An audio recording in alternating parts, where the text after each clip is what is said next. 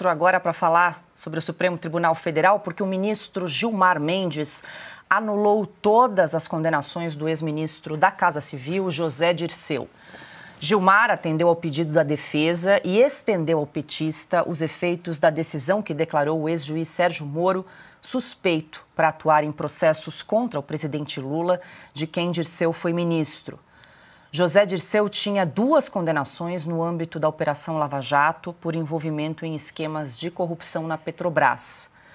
Nas redes sociais, a presidente nacional do PT, Gleisi Hoffmann, festejou a decisão do Supremo, abre aspas. STF faz justiça, anulando condenações ilegais de Sérgio Moro a José Dirceu na farsa da Lava Jato, fecha aspas. Segundo a deputada, houve parcialidade de Moro e conluio com os procuradores para supostamente perseguir Lula. O ex-juiz Sérgio Moro e o ex-deputado Deltan Dallagnol se pronunciaram sobre a decisão da Suprema Corte.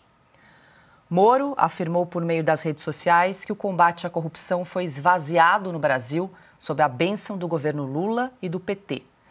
Já Dallagnol declarou que Dirceu retomou seus direitos políticos blindado por Gilmar Mendes. Bom, Silvio, essa notícia inundou as manchetes na tarde de hoje, essa decisão do ministro Gilmar Mendes de anular as condenações de José Dirceu. Já que estamos falando dessas condenações, vale lembrar que o mesmo Gilmar Mendes, que agora extinguiu essas decisões, essas condenações de José Dirceu, discutiu com o ministro Luiz Roberto Barroso, alguns anos atrás, aliás, no ano de 2017, sobre o indulto presidencial concedido a José Dirceu. E, na época, Dirceu cumpria uma pena de 7 anos e 11 meses de prisão por causa do mensalão. Você deve achar que é Mato Grosso. Não, é o Rio de Janeiro mesmo. Onde está todo mundo preso. No Rio não estão. Não, mas sim, aliás, nós prendemos, tem gente que solta. Veja o caso. Solta cumprindo a Constituição. Quem gosta de prender? Vossa Excelência, quando chegou aqui, soltou Zé Dirceu. Porque recebeu indulto do presidente da República. Não. Vossa Excelência julgou os embargos infringentes. Absolutamente, é mentira. Vossa Excelência dizia que é mentira. Aliás, Vossa Excelência normalmente não trabalha com a verdade. Então, gostaria de dizer que José Dirceu foi solto por indulto da presidente da República. E Vossa Excelência está fazendo um comício que não tem nada a ver com extinção de Tribunal de Contas do Ceará. Deixa de fora desse seu mau sentimento. Você é uma pessoa horrível. Uma mistura do mal com atraso e pitadas de psicopatia. Isso não tem nada a ver com o que está sendo julgado. É um absurdo, Vossa Excelência, aqui fazer um comício cheio de ofensas, grosserias. Vossa Excelência não consegue articular um argumento, fica procurando. Já ofendeu a presidente, já ofendeu o ministro Fux, agora chegou a mim. A vida para Vossa Excelência é ofender as pessoas. Não tem nenhuma ideia. Não tem nenhuma ideia. Nenhuma. Só ofende as pessoas. Ofende as pessoas. Qual é a sua ideia? Qual é a sua proposta? Nenhuma. É bilis, ódio, mau sentimento, mal secreto. É uma coisa horrível. Vossa Excelência nos envergonha. Vossa Excelência é uma desonra para o tribunal. Uma desonra para todos nós. Um temperamento agressivo, grosseiro, rude. É péssimo isso. Vossa Excelência sozinho desmoraliza o tribunal. É muito ruim. É muito penoso para todos nós. Temos que conviver com Vossa Excelência aqui. Não tem ideia, não tem patriotismo, está sempre atrás de algum interesse que não é o da justiça. Uma coisa horrorosa. Bom, Silvio, esse embate, essa discussão foi bastante polêmica lá em 2017, 7 anos depois, né? A gente observa, acompanha o ministro Gilmar Mendes acusando Barroso de soltar José Dirceu e 7 anos depois, agora, o ministro Gilmar Mendes anulando todas as condenações aí de Dirceu. Bom, em primeiro lugar, era uma época em que o Supremo Tribunal Federal era melhor do que o Supremo Tribunal Federal corporativista que temos hoje. Ponto. Acho que a gente já falou muito sobre esse embate, o que unia e o que separava, né? Ou o que separava e o que uniu o ministro Luiz Roberto Barroso e o ministro Gilmar Mendes, hoje decano. Vamos falar do José Dirceu. Paula, primeiro, do ponto de vista técnico, não causa surpresa. Porque depois que o Supremo Tribunal Federal, numa decisão que começa com Ricardo Lewandowski e o Dias Toffoli herda boa parte desses processos, compreendeu, né, e impôs a tese da árvore envenenada, que aquelas conversas que jamais foram periciadas, que foram tomadas fruto de crime, de hackeamento pelo Supremo, sem perícia, sem o amplo contraditório, conversas entre o então juiz Sérgio Moro e a Força Tarefa de Curitiba. Depois que a operação Spoofing foi levada para dentro do Supremo Tribunal Federal, a Lava Jato ruiu. Acabou a Lava Jato.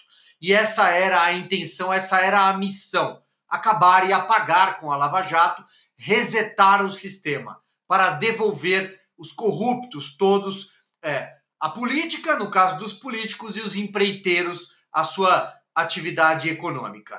Isso já aconteceu. Então não causa surpresa que José Dirceu seja um dos últimos da fila, mas esteja lá também beneficiado pela mesma tese da árvore envenenada.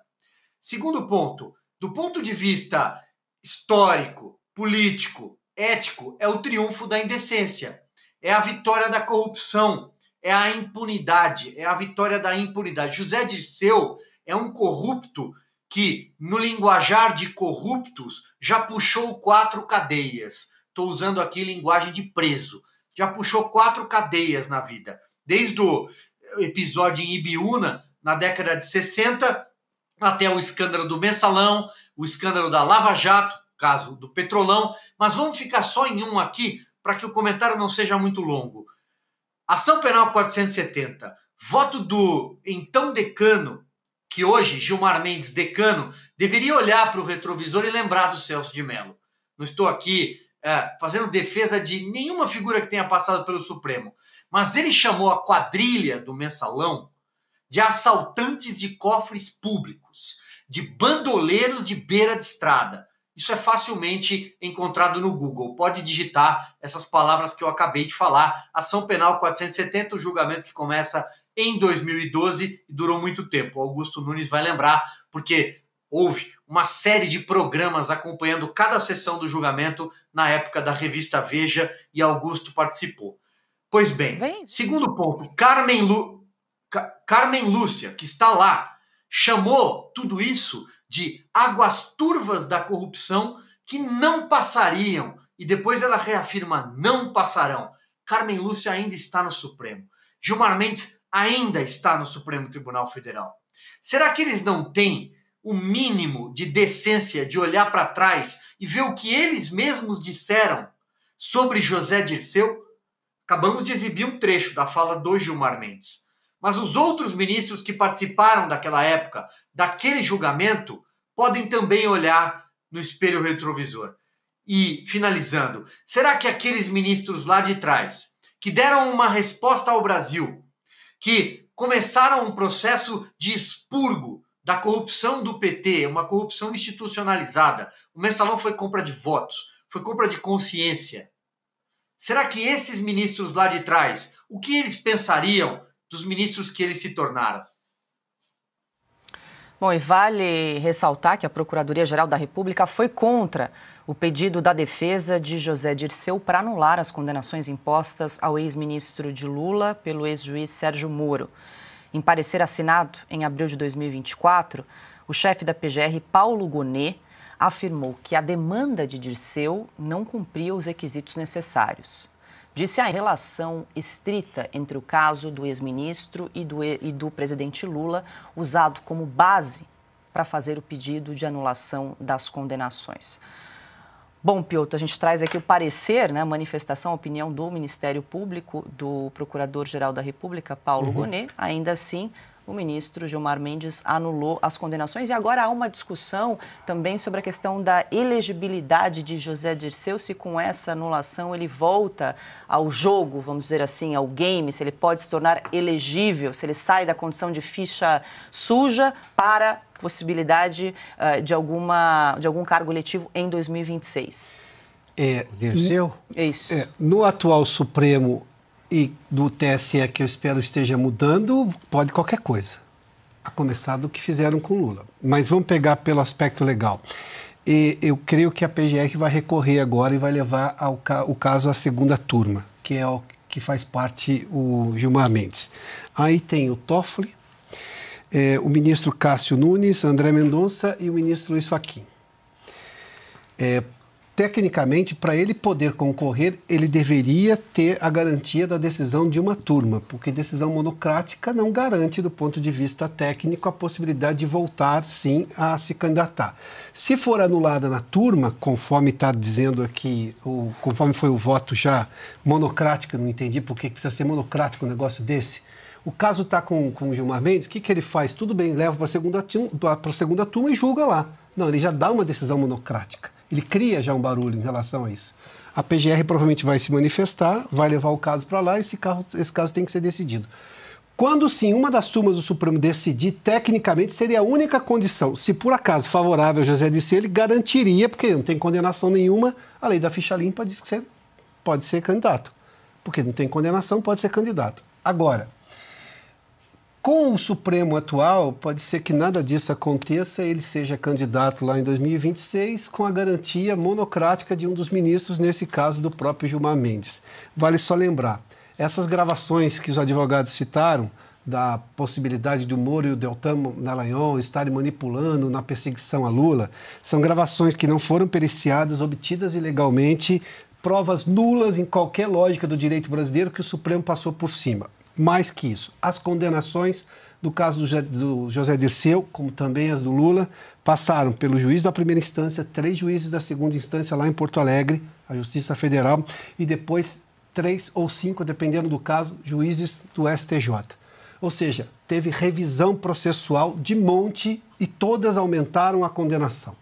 Ou seja, nós estamos num caso assim que é o abuso. Termina com uma decisão monocrática de restabelecer os direitos, ou a pretensão de restabelecer os direitos políticos do José Dirceu, anulando todas as condenações. Eu espero que isso chegue à segunda turma, e a segunda turma, imaginar que o Toffoli não vai votar com o Gilmar Mendes é quase impossível. Você tem os 2 ministros aqui, Cássio Nunes e André Mendonça, e o ministro Fachin, que esse é o voto que eu não tenho... O Toffoli também participa? Da segunda turma. Sim. O Toffoli foi empregado, né, no Zé Dirceu. Sim. Também. Bom, pelo que disseram antes, os 2 ministros aí, o Barroso e o Gilmar Mendes, o Zé Dirceu era o modelo do corrupto VIP, né, o corrupto... 3 estrelas lá. Pelo que eles fizeram agora, o Zé Dirceu é inocente. Então ele já tem ilibada reputação. Como ele é formado pela PUC, nunca estudou, mas é formado em direito, é como o Toffoli. Ele tem todas as qualificações para ser ministro do Supremo do Lula e dessa turma que está no Supremo.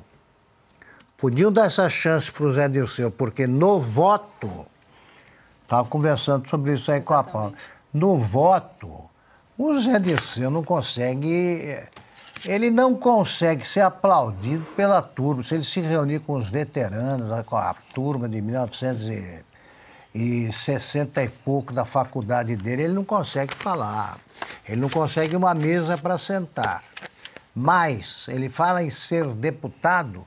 Silvio sempre conversa, nós conversamos sobre isso. Todos os cassados, sem exceção, são antipatizados pelos demais deputados. Os deputados, por algum motivo, não gostam deles, todos.